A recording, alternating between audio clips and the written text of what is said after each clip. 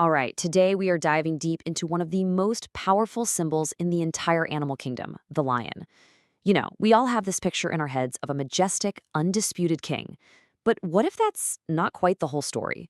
We're going to deconstruct that legend and take a hard look at the science behind the lion's real survival strategy.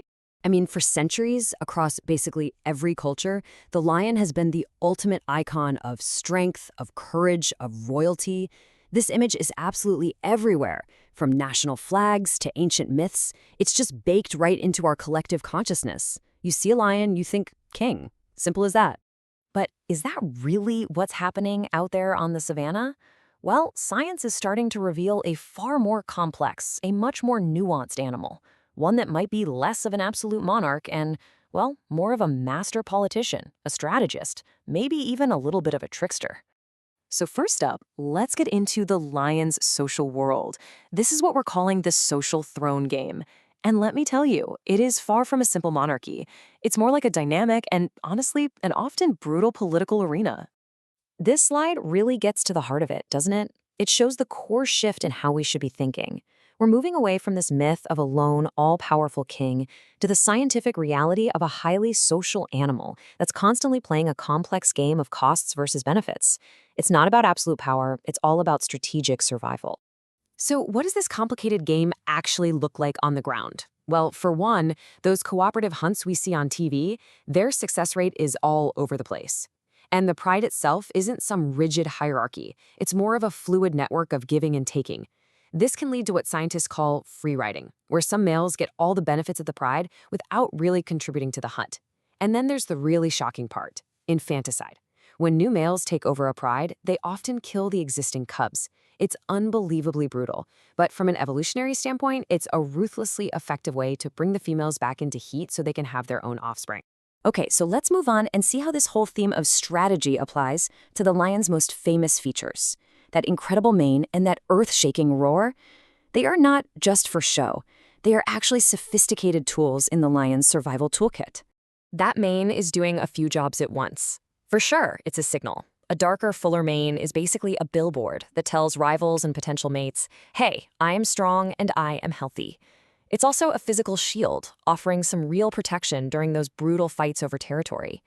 But, and this is a big but, it comes at a cost. It's incredibly hot to wear, so you'll often find the most dominant males hanging out near water, not just for a drink, but to literally manage the heat from their own impressive headgear. And this brings us to this absolutely fascinating concept of acoustic propaganda. A lion's roar isn't just a random shout to announce its presence. No, it is the strategic manipulation of sound to project an image of greater power. You could almost call it a bluff, played out on an epic, savanna-wide scale. And it's not just about broadcasting either. Lions are expert listeners. Yeah, they use their roars to figure out the location and strength of rival prides, but they also eavesdrop on the calls of other predators, like hyenas or wild dogs. Why? To pinpoint a recent kill that they can maybe go steal. It's basically an intelligence gathering operation, using sound as both a weapon and a surveillance tool. Okay, so this brings us to the behavior that really challenges that whole king narrative. Are lions being deceptive? Well, from our human point of view, some of their strategies certainly look that way. They're all about efficiency and gain, not some kind of noble code of conduct. Just think about these scenarios. You've got symbolic males whose main job is just to look intimidating, saving their energy while the lionesses do all the hard work of hunting. Then you see unequal effort during hunts, where some individuals kind of hang back but still expect a share of the meal. And of course, the sound bluff we talked about, a small group roaring like crazy to sound like a much larger, scarier force. In every single case, the goal is the same: get the maximum benefit for the minimum cost. So, if the old definition of king is just too simple, how do we get closer to the truth? Well, the answer lies in better science and amazing new technology, which is letting us see the lion's world in ways we never, ever could before. Scientists are now using some incredible tools. Biometric collars can measure the exact energy an individual lion burns versus the calories it gets from a kill, finally showing us who is really pulling their weight. Sound playback experiments can test exactly how other animals react to different roars, proving just how effective those sound bluffs are.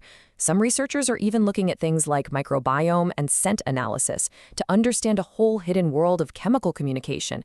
It's amazing stuff. And why does all this matter? Well, because this deeper understanding has huge implications for conservation. If we know that these nomadic males, the ones wandering between prides, are absolutely essential for genetic diversity and keeping the whole population stable, then protecting the corridors they travel through becomes just as important as protecting the parks themselves. It completely changes the conservation strategy. So, our journey today has really taken us from this simple, almost one-dimensional myth of the king to a much more fascinating, much more complex reality. The lion isn't just a symbol of power, it's a highly sophisticated social strategist, an organism that's constantly adapting and calculating just to survive. So I guess this leaves us with one final question. After everything we've talked about, does being a master strategist, a shrewd politician, and a ruthless survivor make the lion less of a king, or does it maybe redefine kingship into something far more impressive? Perhaps being a true king isn't about brute force at all, but about being clever enough to survive. That's definitely something to think about.